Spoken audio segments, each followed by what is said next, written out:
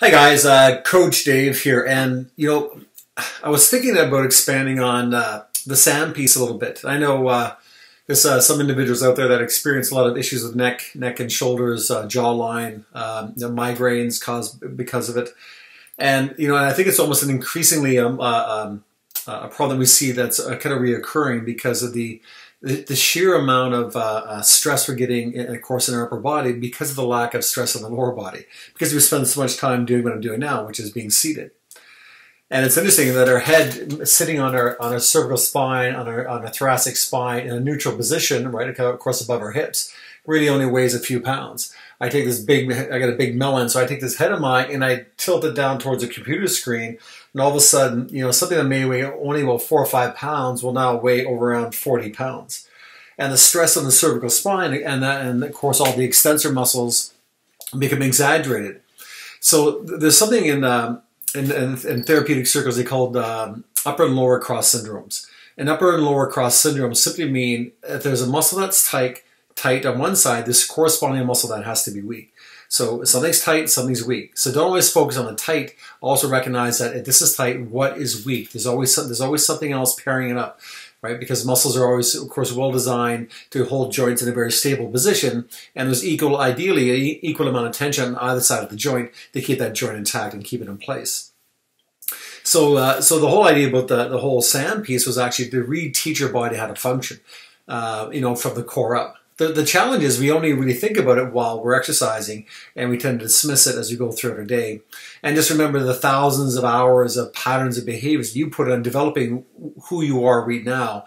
And it really does take a really concerted effort to offload all that stress, and it takes daily effort. So if you're training 3 days a week in the gym, and they're doing 3 days of cardio, and that's kind of your workout regime, just remember you're alive other parts of the day. So focus on your posture while you're sitting in your chair.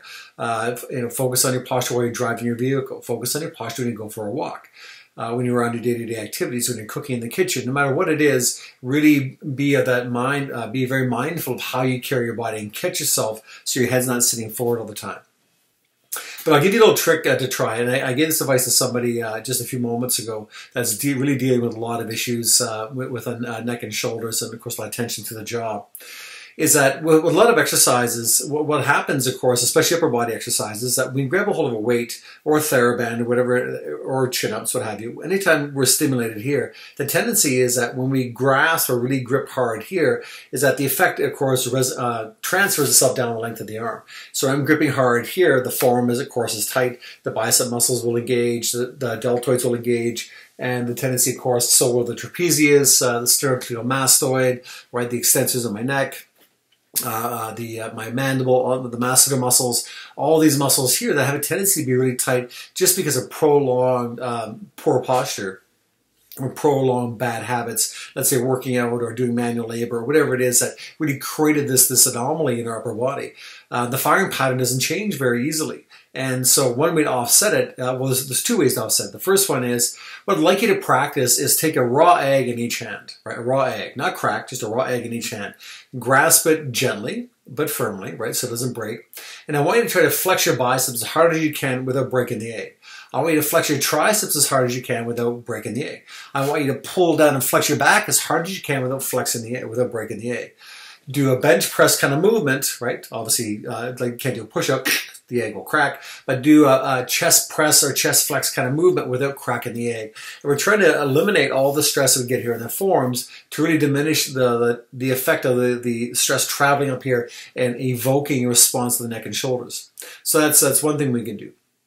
The second thing that we do, actually there's 3, I just thought the other one. The second thing we could do, of course, is really focus on, if I'm really bracing hard with my core, I'm really pulling up hard on the pelvic floor muscles, and we're not trying to herniate your bowels, right? So we're not trying to turn coal into diamond. It's not quite that aggressive, but really focus on that tension. So I'm really bracing well on my abdomen, and when I'm really braced on my abdomen and my internal core muscles, I find it really hard to tighten my neck at the same time. Right? Maybe I'm just not that intelligent and I can't do 2 things at one time, like rub your head and pat your belly. But it's always been my belief and my personal experience that if I'm really focusing strongly on my core and brace my core segment as I am now, it's really hard to tighten my neck. So again, those experience issues here, back the weight off, slow the exercises down. And as I've said, if I said 100 times before, don't try to get a workout, try to practice the movements, right? And so we're trying to, it's like learning how to dance, right? We're not out there to win a gold medal first day with the new shoes. We're out there trying to figure out how the freaking stuff works. So learn your own body. And so if you really brace the core muscles first and then do your exercises, but mindfully do not let go of this piece here, it'll be a little more challenging to make these muscles react, but we'll actually start teaching the body to back this piece off. So we'll do less stabilizing and less reacting with this upper body segment and more focus on the core. And in a very short period of time, you'll actually learn how to brace hard here and then actively flex the muscles here without inducing a reaction of your neck. And the last piece I would add to this is, of course, is take your tongue and place it against the roof of your mouth while you're training. While you're doing push-ups, bench press, any activity where there's strain involved, placing your tongue against the roof of your mouth, does one of two things. One, it keeps you from being so freaking chatty, right? Because really, while you're talking to the person next to you, you should be freaking in your head and working out, right? You know, I see people training and they just, it doesn't stop the whole time. And go, oh my God, how do you do that? You must have a third lung. You know, I'd be choking on my own spit trying to talk while I'm training. If I'm training the way I'm supposed to be training, I got no conversation other than inside my head going, okay, just one more rep, one more minute, one more exercise. So again, placing tongue against the roof of your mouth really minimizes the strain and the masseter muscles, right? The mandible reduces the strain in the neck, the neck muscles, the flexors of your neck, because again, it disallows the tension to evoke up here. And of course, these very hypertonic muscles don't need much of an excuse to fire. And something else that's been recognized, of course, as well, is that just general stress overall, being stressed out, having emotional stress, mental stress, will go through the body, and whatever's tight will light up, right? And so people with issues like fibromyalgia, fibromyalgia is kind of a weird thing because it's kind of this ghost disorder, because when they actually take tissue samples of the areas that are affected, there's really not much going on, yet the pain is still received.